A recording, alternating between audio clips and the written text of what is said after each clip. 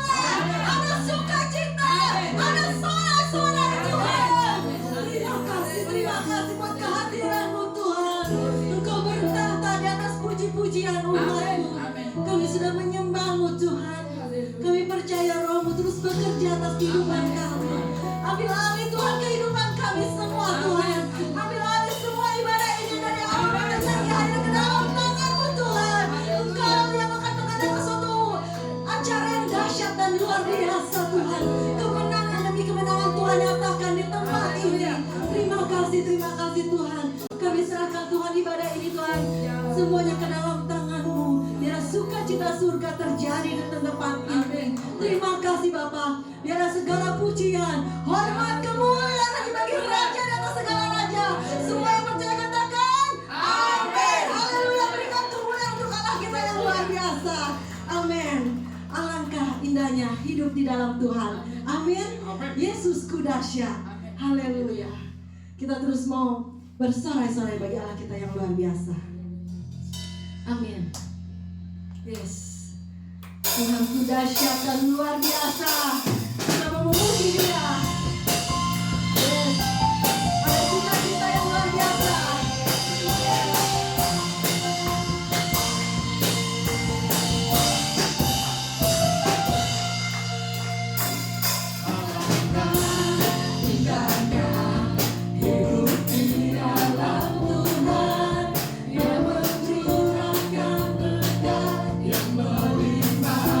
Saudara boleh dulu mengumpulkan persembahan.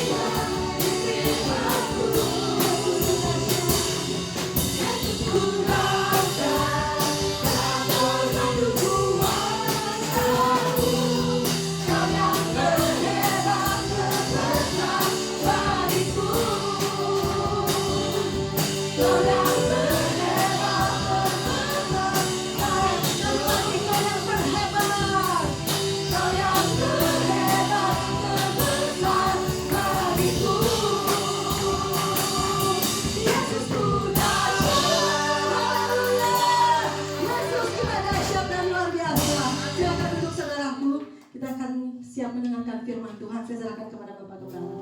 Shalom. Shalom. Terpujilah Tuhan yang selalu mengasihi kita dan beserta dengan kita dimanapun kita berada. Saudara yang kasih dalam nama Tuhan Yesus Kristus, ada istilah yang dikatakan sebagai manusia yang tawar hati. Tawar hati artinya menjadikan hatinya tawar. Tawar artinya menjadi tidak menarik atau tidak berarti.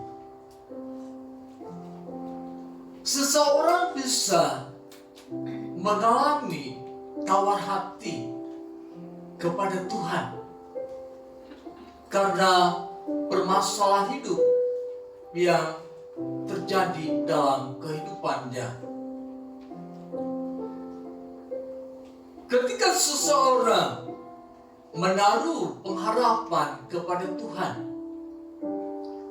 Tuhan berfirman bahwa Dia datang untuk memberi damai sejahtera, kelimpahan bagi orang yang percaya kepadanya. Tetapi ketika orang percaya berharap pada firman Tuhan, namun tidak terjadi pada saat itu, seseorang kecewa kepada Tuhan dan mulai tawar hati. Tuhan tidak menarik lagi bagi dirinya. Firman Tuhan tidak menarik lagi bagi dirinya. Sehingga orang itu tidak memiliki respon, tidak menanggapi apa yang Tuhan katakan kepadanya. Dengan kata lain, orang yang tawar hati, dia tidak mau meresponi firman Tuhan. Firman Tuhan berkata, jangan tinggalkan peribadatan. Orang yang tawar hati, dia tidak akan meresponi firman Tuhan. Dia berkata masa bodoh terhadap firman Tuhan.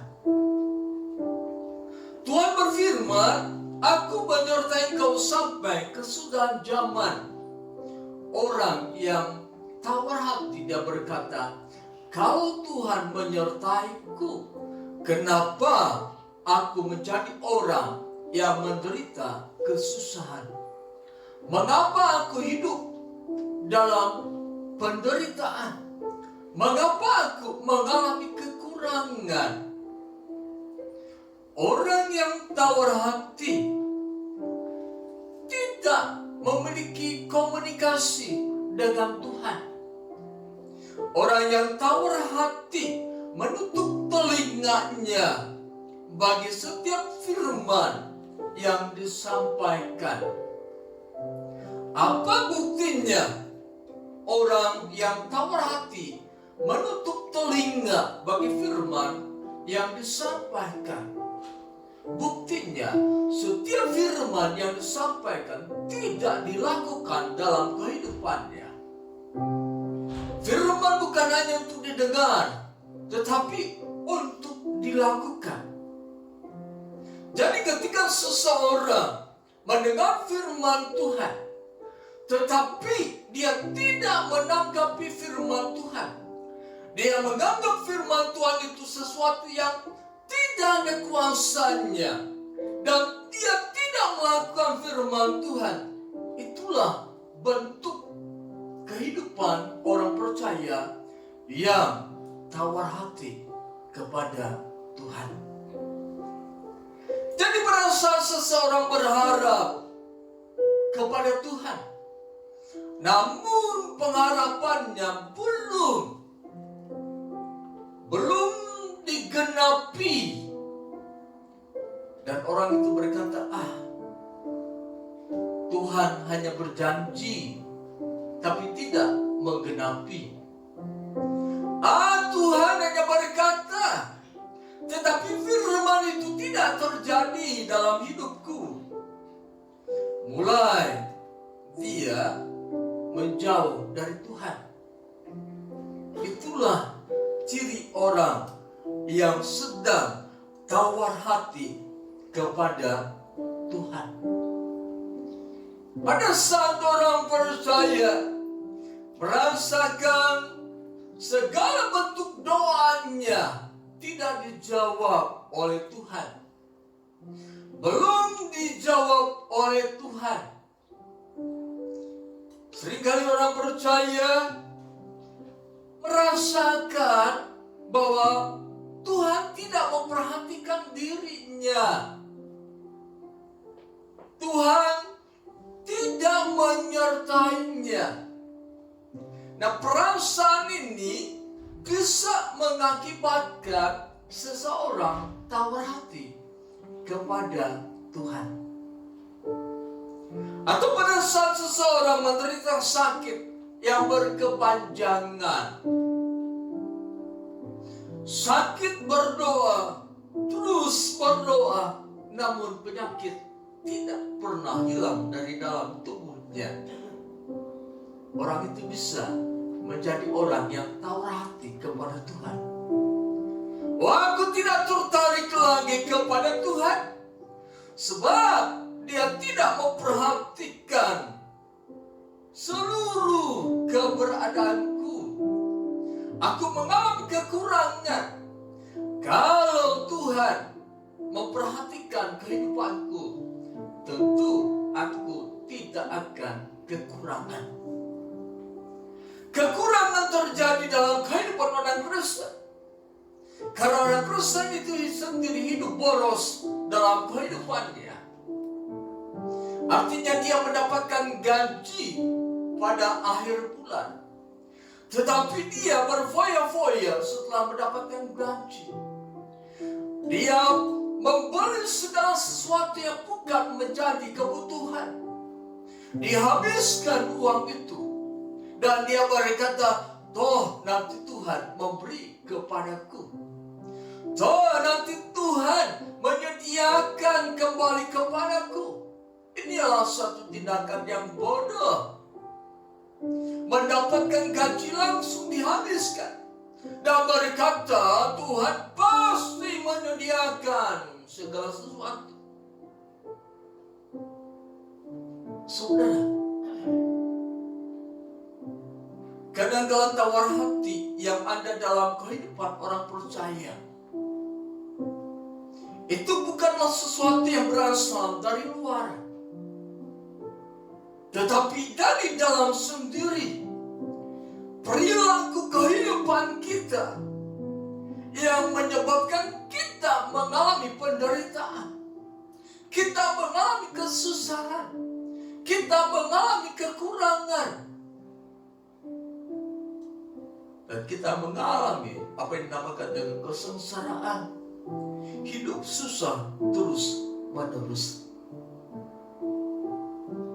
Saudara yang kasih dalam nama Yesus Kristus, pada saat ini firman Tuhan berjudul tolak tawar hati. Maka tawar hati harus ditolak dari kehidupan kita. Sebab pada saat kita tawar hati, iblis akan menggunakan sikap tawar hati itu supaya kita menjauh dari Tuhan, supaya kita menyangkal Tuhan, supaya kita meninggalkan Tuhan. Dan iblis berkata, benar, Tuhan yang kau sembah tidak memperhatikan kehidupanmu. Benar, Tuhan yang kau sembah tidak menjadikan pengharapanmu menjadi nyata dalam kehidupanmu.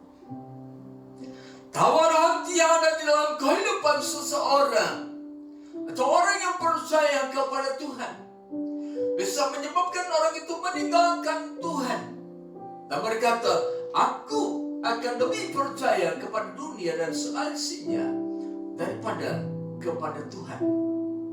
Aku lebih percaya kepada manusia yang bisa memberi dan menolong aku daripada Tuhan.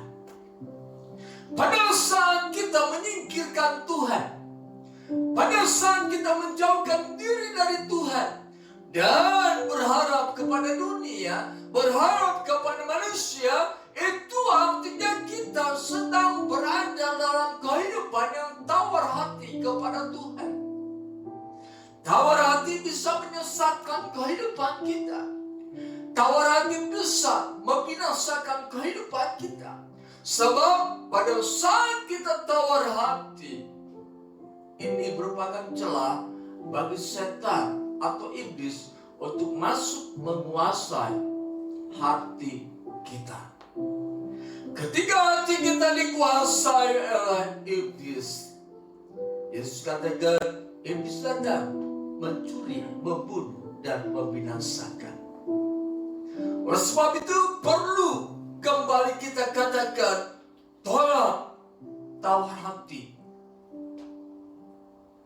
Jika kita pada saat ini sedang tawar hati kepada Tuhan, bertobatlah. Berkata kepada Tuhan, ampuni dosa dan kesalahanmu. Mau tidak mau tawar hati kita katakan sebagai dosa. Sebab tidak mempercayai Tuhan lagi. Tidak dengar-dengaran kepada Tuhan. Tidak meresponi apa yang Tuhan katakan dan firmankan. Tolak tawar hati. Jangan sampai kita mengalami kehancuran dalam kehidupan ini karena kita tawar hati kepada Tuhan. Usaha tidak mengalami kemajuan, bahkan mungkin mengalami kemunduran. Kita berdoa kepada Tuhan, kita berpengharapan kepada Tuhan, tetapi tidak ada perubahan dalam usaha kita. Hal ini bisa menjadikan kita tawar hati, tidak tertarik lagi kepada Tuhan yang berkata, aku datang untuk memberi damai sejahtera dan kelimpahan. Tidak tertarik lagi kepada Tuhan yang berkata, aku memberkati engkau. Tidak tertarik lagi kepada Tuhan, aku akan mencukupkan segala kebutuhan hidupmu. Tawar hati harus kita tolak. Seringkali kita menjadi orang yang tawar hati terhadap sesama. Suami bisa tawar hati kepada istri. Istri bisa tawar hati kepada suami. Orang tua bisa tawar hati kepada anak. Anak bisa tawar hati kepada orang tua. Tidak ada komunikasi di antara mereka karena tawar hati.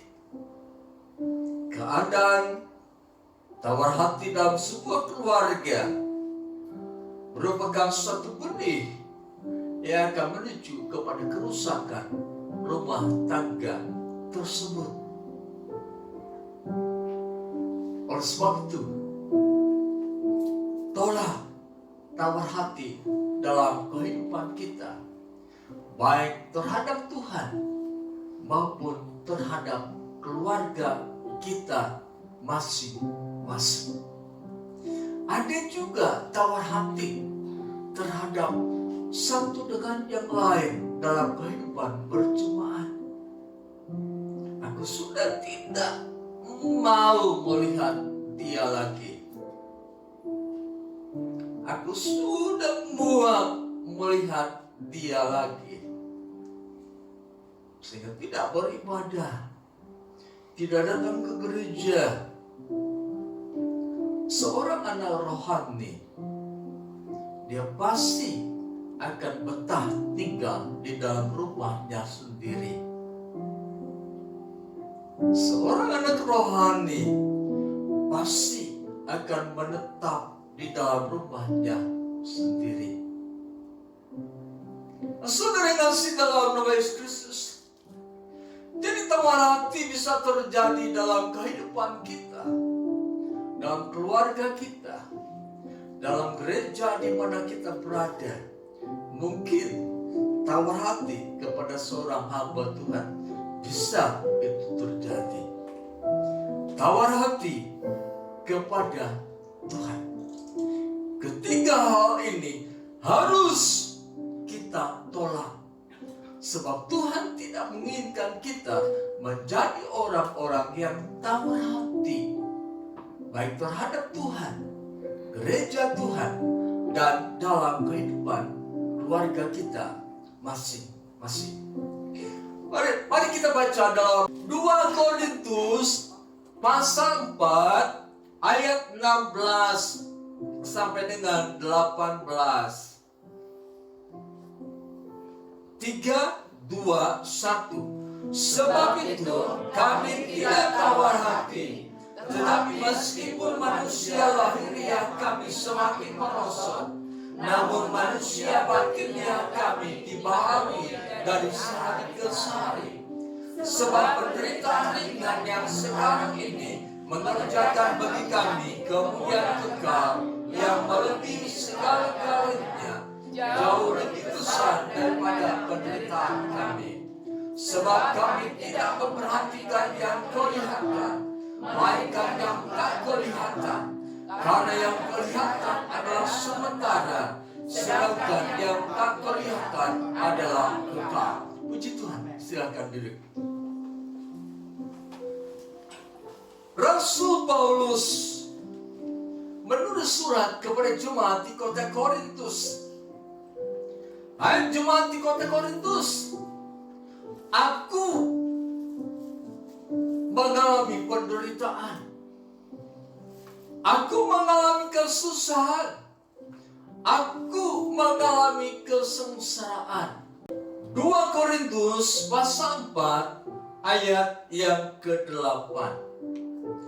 Dalam segala hal kami ditindas, namun tidak terjepit. Baca semuanya. Kami habis akal, namun tidak putus asa. Kami dianiaya, namun tidak ditinggalkan sendirian. Kami dihempaskan, namun tidak binasa. Kami senantiasa membawa kematian Yesus dalam tubuh kami, supaya kehidupan Yesus juga menjadi nyata dalam tubuh kami. Ini adalah penderitaan yang dialami oleh Rasul Paulus. Penderitaan yang di dalam bahasa lain merusak kehidupan manusia luar atau manusia jasmani. Sekalipun penderitaan itu datang dalam kehidupan Rasul Paulus,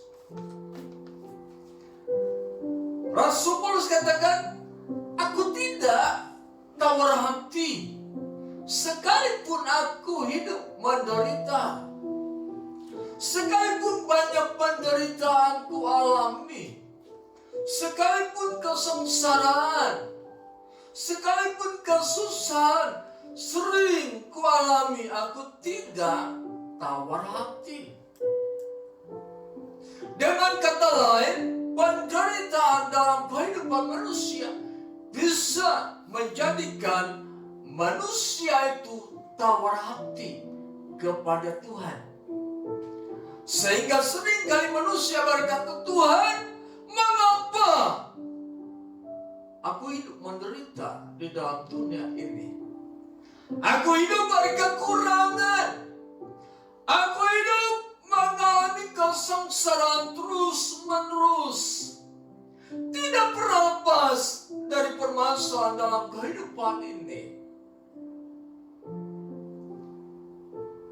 Rasul Paulus berkata, sekalipun aku menderita, aku tidak tawar hati kepada Tuhan. Rasul Paulus katakan di dalam ayat yang ke-16, manusia lahiriahku semakin merosot. penderitaan yang dialami menyebabkan seluruh tubuh jasmaninya mengalami kerusakan. Di dalam terjemahan lain dikatakan tubuhnya dirusakkan oleh permasalahan hidup. Ketika jiwa diganggu oleh penderitaan, jiwa bisa membawa tubuh ini mengalami kerusakan.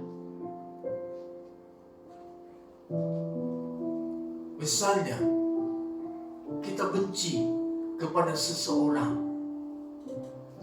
Jiwa yang membenci orang lain bisa menyebabkan tubuh mengalami gatal-gatal, kulit mengalami kerusakan. Jiwa yang tidak baik bisa membawa tubuh jasmani mengalami kerusakan. Tetapi lain dengan Rasul Paulus, jiwanya tidak mengalami gangguan, jiwanya tidak mengalami goncangan. Namun dia katakan, tubuhku, tubuh manusia lahiriahku semakin merosot, mengalami kerusakan karena melayani Tuhan, mengalami kemunduran karena melayani Tuhan, mengalami kecapean karena melayani Tuhan, menjadi sakit karena melayani Tuhan. Tetapi dia berkata, aku tidak tawar hati dengan semuanya itu. Artinya Rasul Paulus seorang rasul yang melayani dengan sepenuh hati, seorang rasul yang melayani dengan penuh ketulusan. Dia tidak menjadi seorang pelayan Tuhan yang berkata, Tuhan, aku sudah melayani Engkau, mana bagian berkat yang Engkau sediakan bagiku? Tuhan, aku sudah melayani Engkau, seharusnya aku tidak mengalami permasalahan dalam kehidupan ini. Tuhan, aku sudah melayani Engkau, seharusnya aku mengalami kemajuan dalam usahaku. Tuhan, aku sudah mengalami melayani Engkau, seharusnya mengalami pekerjaan-pekerjaan yang enak dan gampang mendapatkan uang. Rasul Paulus bukan tipe orang yang seperti itu. Dia melayani Tuhan dengan penuh ketulusan. Apapun yang terjadi, yang dikatakan sebagai penderitaan, yang dikatakan sebagai manusia lahiriah yang merosot, dia katakan, aku tidak tawar hati kepada Tuhan. Tubuhku, manusia lahiriahku merosot, bukan karena Allah tidak memperhatikanku, bukan karena Allah tidak mengasihiku, bukan karena Allah tidak memperhatikanku, bukan karena Allah tidak memiliki kuasa untuk mengubah kehidupanku. Tubuh manusia lahiriahku merosot karena penderitaan yang kualami itu bukan merupakan Allah yang kusembah tidak maha kuasa. Saudara yang dikasih dalam nama Yesus Kristus, Rasul Paulus tidak tawar hati. Sekalipun banyak mengalami penderitaan, banyak mengalami kesusahan, tubuhnya seringkali dicambuk, disiksa, didera, dicaci maki dan lain-lain. Tapi dia berkata, aku tidak tawar hati. Sekalipun manusia lahiriahku merosot. Saudara, Rasul Paulus mengumpamakan tubuhnya ini sebagai bait, sebagai bejana. Di dalam bejana itu ada harta. Mari kita perhatikan 2 Korintus pasal 4 ayat yang ke-7. Tetapi harta ini kami punya dalam bejana tanah liat, supaya nyata bahwa kekuatan yang berlimpah-limpah itu berasal dari Allah, bukan dari diri kami. Rasul Paulus katakan, sekalipun aku menderita, manusia lahiriahku mengalami kemerosotan, aku tidak tawar hati kepada Tuhan.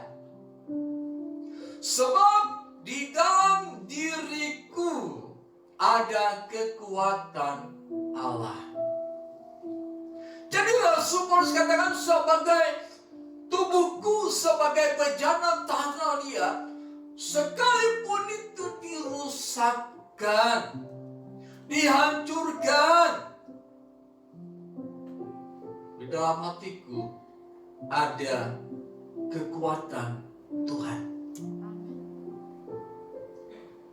Dengan kata lain, tubuh akan mengalami kebinasaan, tetapi jiwa inilah yang harus mendapatkan keselamatan.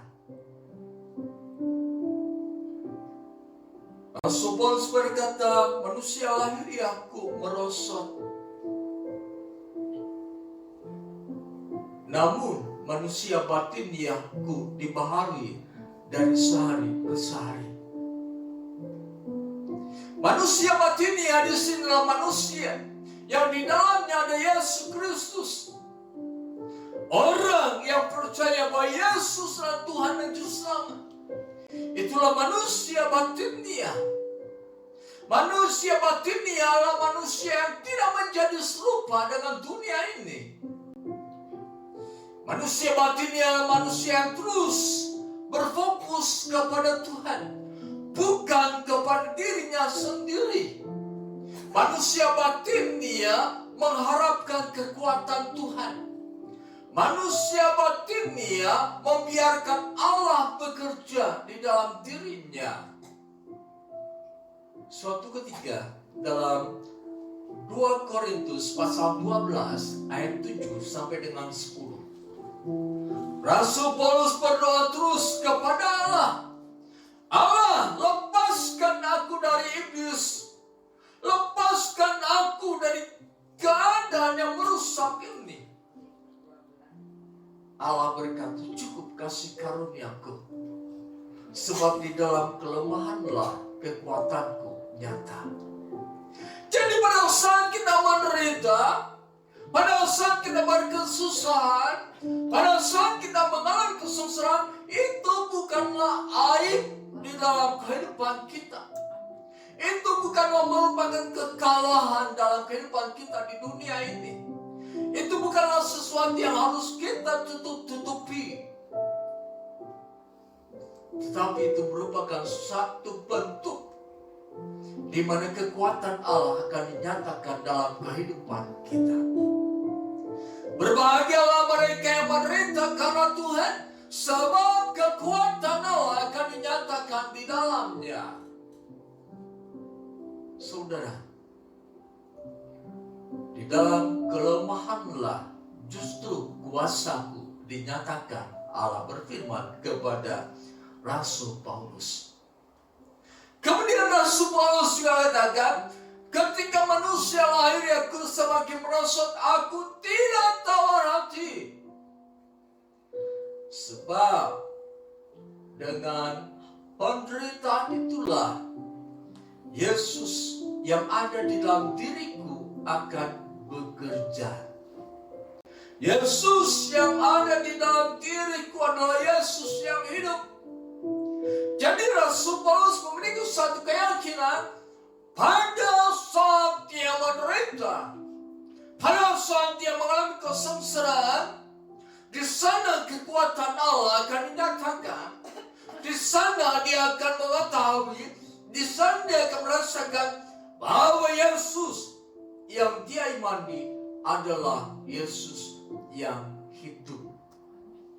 Bukan Yesus yang mati, tetapi Yesus yang hidup. Rasul Paulus berkata,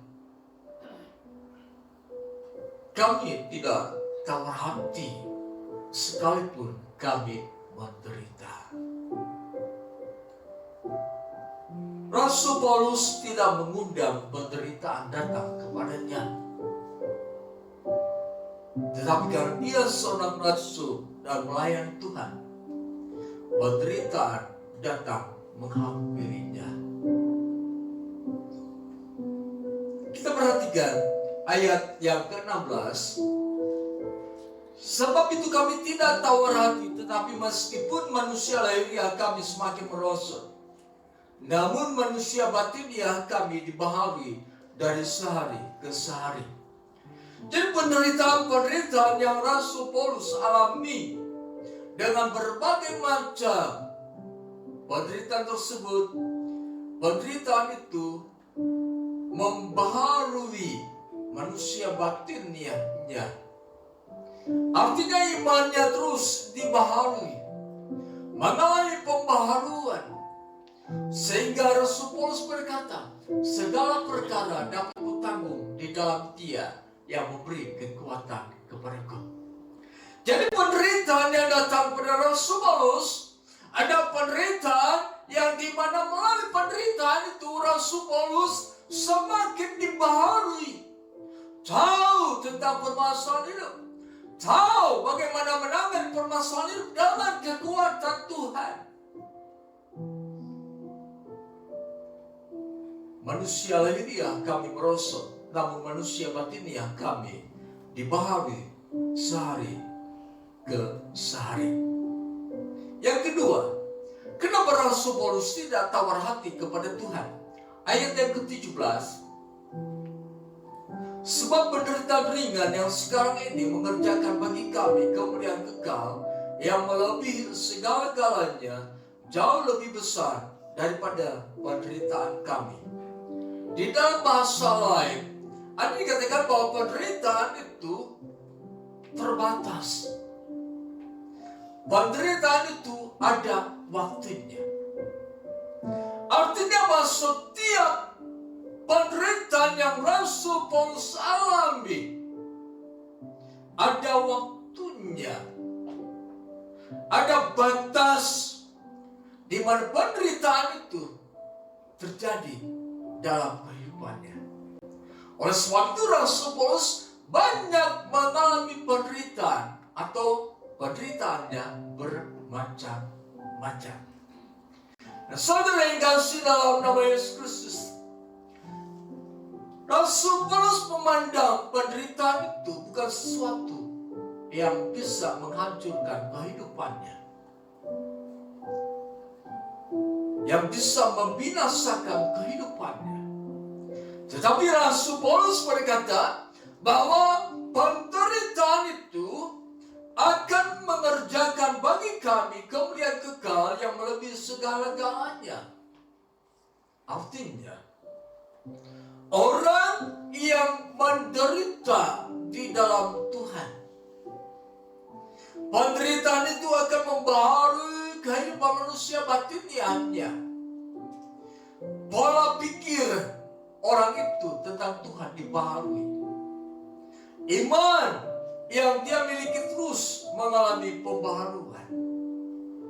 Dan Rasul Paulus katakan penderitaan ringan.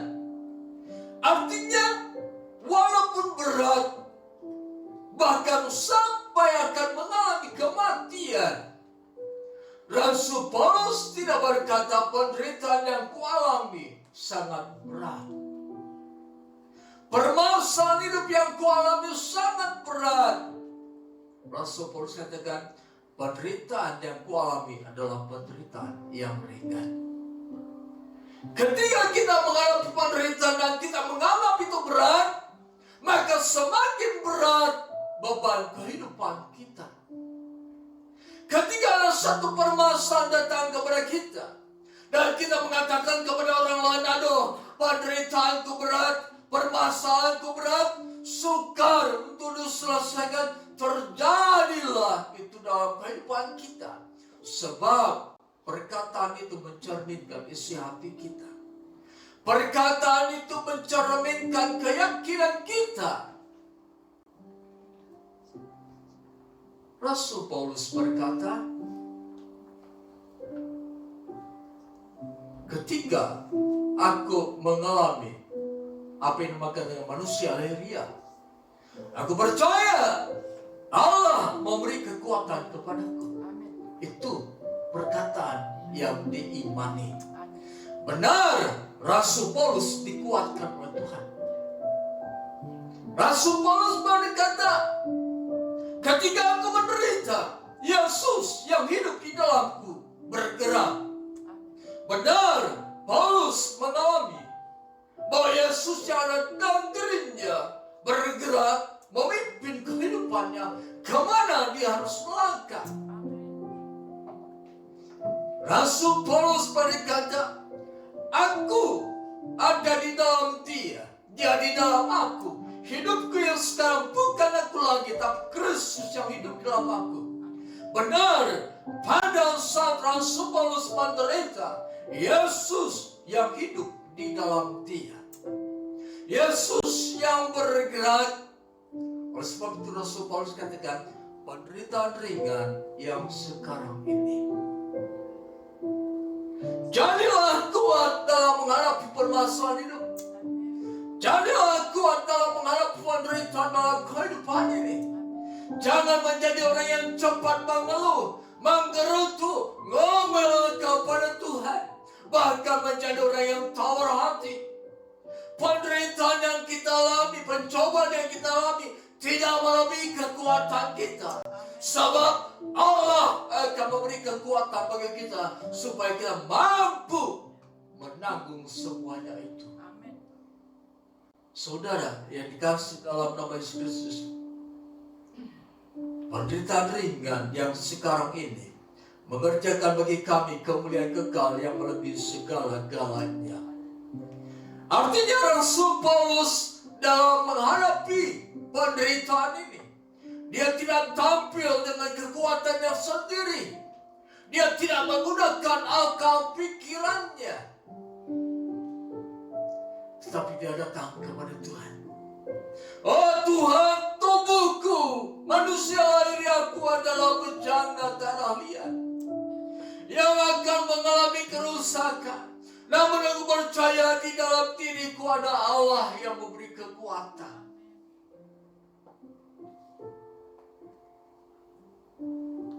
Saudara,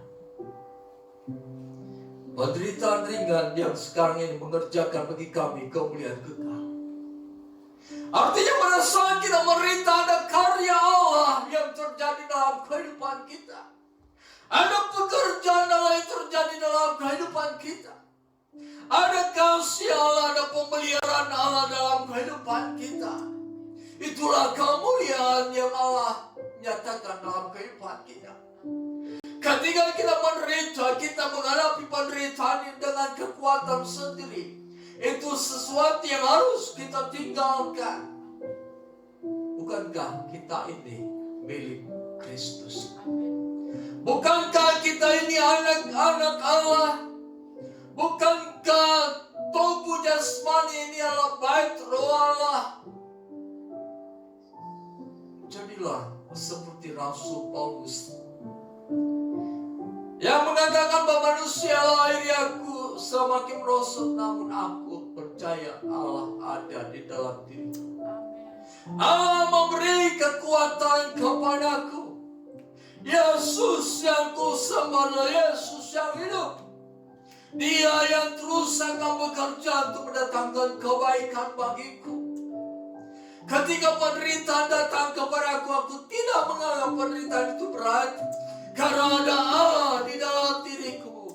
Ada Yesus yang hidup dalamku. Ada kuasa, ada kekuatan di dalam diriku.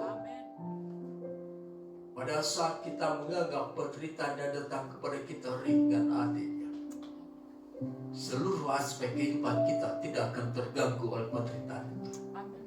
Kita akan tetap menjadi orang yang bersuka cita. Kita tetap akan menjadi orang yang bergembira. Jadi orang yang terus dapat mengatakan bahwa Yesus besertaku. Penderitaan ringan yang sekarang ini mengerjakan kemuliaan kekal yang melebihi segala sesuatu. Ketika penderitaan datang, Allah yang bekerja menolong kita. Ketika penderitaan datang, Yesus yang hidup dalam kita yang bekerja. Itulah kemuliaan Allah dinyatakan dalam kehidupan kita. Nah, saudara yang kasih dalam nama Yesus Kristus, kita Kita perhatikan Roma pasal 8 ayat 18. Demikian dikatakan Roma pasal 8 ayat 18. Sebab aku yakin bahwa penderitaan zaman sekarang ini tidak dapat dibandingkan dengan kemuliaan yang akan dinyatakan kepada kita. Rasul Paulus memiliki keyakinan bahwa penderitaan yang merusak manusia lahiriahnya, yang merusak bejana tanah liat itu, dikatakan tidak sebanding dengan kemuliaan yang akan dinyatakan kepada kita. Saudara, yang dikatakan oleh Rasul Paulus bahwa penderitaan yang sekarang tidak sebanding kemuliaan yang akan dinyatakan kelak. Raihlah kemuliaan yang akan datang, yaitu bersama Tuhan dalam kerajaan surga. Karena kami tahu bahwa Ia yang telah membangkitkan Tuhan Yesus akan membangkitkan kami juga bersama-sama dengan Yesus, dan Ia akan menghadapkan kami bersama-sama dengan kamu kepada dirinya. Inilah kemuliaan yang lebih besar dari penderitaan yang Rasul Paulus alami, yaitu suatu proses di mana orang percaya yang tidak tawar hati akan mengalami kemuliaan bersama dengan Allah di dalam surga. Kemudian ayat yang ke-18. Inilah yang ketiga mengapa Rasul Paulus tidak tawar hati. Sebab kami tidak memperhatikan yang kelihatan, melainkan yang tak kelihatan. Karena yang kelihatan adalah sementara, sedangkan yang tak kelihatan adalah kekal. Rasul Paulus katakan bahwa manusia lahiriahnya semakin merosot, semakin dirusakkan oleh penderitaan itu. Tetapi dia berkata, kami tidak memperhatikan yang kelihatan. Artinya penderitaan yang datang kepadanya tidak menjadi pusat pemikiran di dalam diri Rasul Paulus. Hatinya tidak dipenuhi dengan penderitaan, tetapi yang dia pikirkan Allah ada di dalam dirinya, Yesus yang hidup ada bekerja di dalam dirinya. Yang Rasul Paulus perhatikan tentang kehidupan kekal. Saudara yang kasih dalam nama Yesus Kristus, mari kita perhatikan kehidupan yang diinginkan oleh Tuhan. Seperti yang Rasul Paulus katakan, kami tidak memperhatikan yang kelihatan. Kami tidak memperhatikan penderitaan yang kami alami, tapi kami memperhatikan Allah yang kami sembah. Mari kita perhatikan apa yang Rasul Paulus katakan. Demikian dikatakan dalam kitab Filipi pasal 4 ayat 8 sampai dengan 9. Jadi akhirnya saudara-saudara, semua yang benar, semua yang mulia, semua yang adil, semua yang suci, semua yang manis, semua yang sedap didengar, semua yang disebut kebajikan dan patut dipuji, pikirkanlah semuanya itu. Dan apa yang telah kamu pelajari, dan apa yang telah kamu terima, dan apa yang telah kamu dengar, dan apa yang telah kamu lihat daripadaku, lakukanlah itu. Maka sumber damai sejahtera akan menyertai kamu. Jadi Rasul Paulus pada saat manusia lahiriahnya merosot karena penderitaan, yang dia katakan, kami tidak melihat yang kelihatan, namun kami hidup berdasarkan iman. Kami mengalami kemerosotan manusia lahiriah. Tetapi kami tidak memikirkan hal yang demikian. Yang kami pikirkan adalah semua yang benar, semua mulia, dan yang adil. Itulah yang kami pikirkan.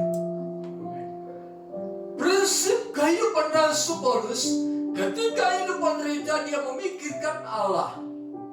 Ketika dia memikirkan perkara-perkara yang di atas, di sanalah Allah bekerja untuk menolong Rasul Paulus. Di sanalah Allah bekerja untuk melepaskan Paulus dari penderitaan. Di sanalah Allah bekerja untuk memberi kekuatan bagi Rasul Paulus sehingga dia bisa menanggung penderitaan itu. Seperti Kristus, dia tanggung segala penderitaan yang diperbuat oleh manusia yang berdosa. Dia tanggung semuanya itu. Yang Yesus pikirkan dan katakan, Bapa, jadilah kehendak-Mu. Nah, saudara yang kasih dalam nama Yesus Kristus, jadi ada 3 hal mengapa Rasul Paulus berkata bahwa kami tidak tawar hati. Sebab Rasul Paulus memiliki keyakinan yang pertama, penderitaan akan membaharui manusia batiniahnya. Dalam ayat yang ke-16, penderitaan akan mengerjakan kemuliaan yang akan datang, juga kemuliaan yang sekarang. Yang sekarang artinya Allah bekerja, menyatakan kemuliaan untuk menolong kita. Yang ketiga, Rasul Paulus tidak tawar hati sebab dia tidak memperhatikan yang kelihatan. Artinya pikiran, hati tidak terfokus kepada penderitaan, namun terfokus kepada Tuhan yang menyelesaikan permasalahan itu.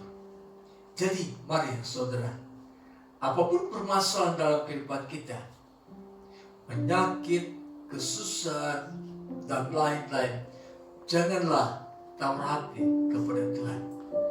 Sebab di dalam diri kita, bejana tanah liat ini, ada kekuatan Allah. Di dalam diri kita, dalam bejana tanah liat ini, ada Yesus yang tinggal. Yesus yang tinggal dalam diri kita adalah Yesus yang hidup. Dia bergerak dan terus bergerak. Sekian firman Tuhan.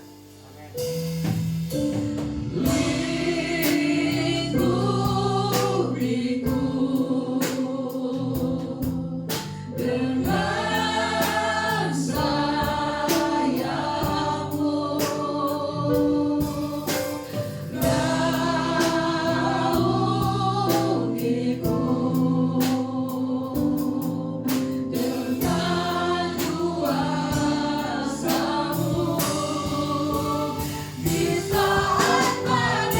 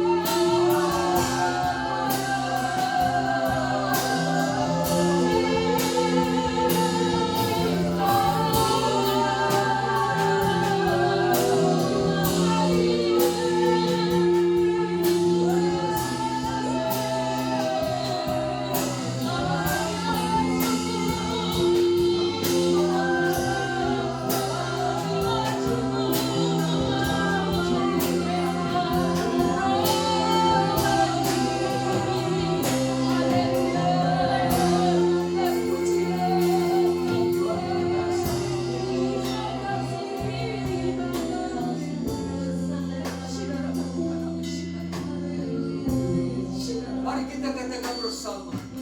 Sekalipun aku menderita, Sekalipun aku menderita, manusia lahir yang aku merosot, manusia lahir yang aku merosot, aku tidak tawar hati. aku tidak tawar hati, Aku tidak akan tawar hati. aku tidak akan tawar hati, Aku tidak menjadi tawar hati. aku tidak akan menjadi tawar hati, Karena ada Allah karena ada Allah yang memberi kekuatan kepadaku. yang memberi kekuatan Ada kepadaku. Yesus Ada Yesus hidup yang hidup di dalam di dalam hidupku.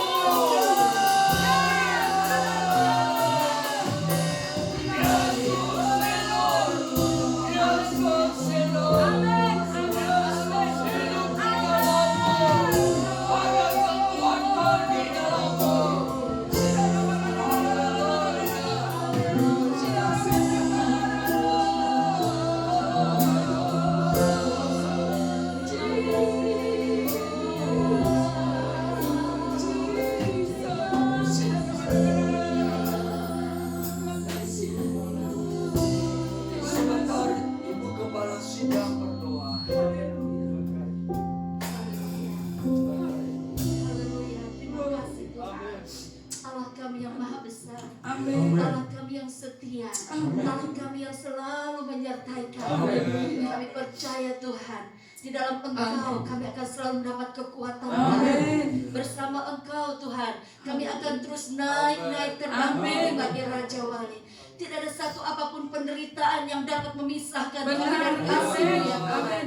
Tidak ada apapun yang dapat memisahkan kami dari Engkau. Ya. Ketika kami terus melekat kepada-Mu Ya. Tuhan, kami percaya ada kuasa-Mu yang bekerja di dalam Amin. kami. Amin. Ada kuasa-Mu yang akan terus membaharui kehidupan Amin. kami. Kami percaya Tuhan, Engkau Allah yang setia. Engkau tidak pernah meninggalkan kami. Amin.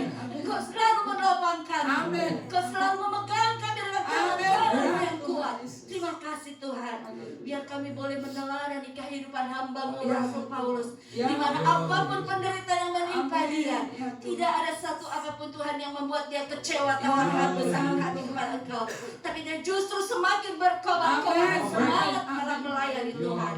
Terima kasih Bapak, biar Roh-Mu terus bekerja di dalam kami. Amin. Sehingga Roh-Mu juga yang akan membawa kami untuk terus semangat di Amin. dalam Tuhan. Menghadapi keadaan di akhir zaman ini. Ya. Kami tidak khawatir, kami tidak tawar hati, Amin. kami tidak kecewa, kami tidak menjadi takut. Tapi justru kami mendapat kekuatan di dalam Tuhan. Amin. Untuk kami terus melangkah maju bersama Engkau. Amin. Dan untuk kami terus memandang kepada Engkau Allah yang Amin. hidup, Amin. yang bekerja di dalam kami. Amin. Terima kasih Tuhan, segala kemuliaan kami kembalikan bagi Engkau. Mari Allah Roh Kudus, Engkau yang akan terus bekerja di dalam kami. Amin. Biar firman yang sudah ditaburkan ini tidak Ya. akan kembali dengan sia-sia. Firman akan mengerjakan yang luar biasa di dalam hidup Amin. kami. Akan memulihkan kami, akan membangkitkan roh kami, Amin. akan membawa kami semakin setia dan mengasihi Tuhan. Terima kasih Bapa. Di dalam nama Tuhan Yesus kami serahkan seluruh kehidupan kami, jemaat-Mu di tempat ini Tuhan. Engkau akan terus bekerja melawat Ya. setiap kami, pribadi lepas pribadi. Biar terus kami kuat di dalam Tuhan. Di dalam nama Tuhan Yesus kami berdoa. Haleluya. Saudara yang kasih dalam nama Tuhan Yesus Kristus, pulanglah dan terimalah damai sejahtera anugerah berkat Tuhan, cinta kasih Yesus Kristus, kekuatan penghiburan dan pertolongan dari Allah Roh Kudus, kita terima mulai saat ini sampai kedatangan Yesus Kristus yang kedua kali ke dalam dunia ini. Di dalam nama Tuhan Yesus kami berdoa. Haleluya. Amin.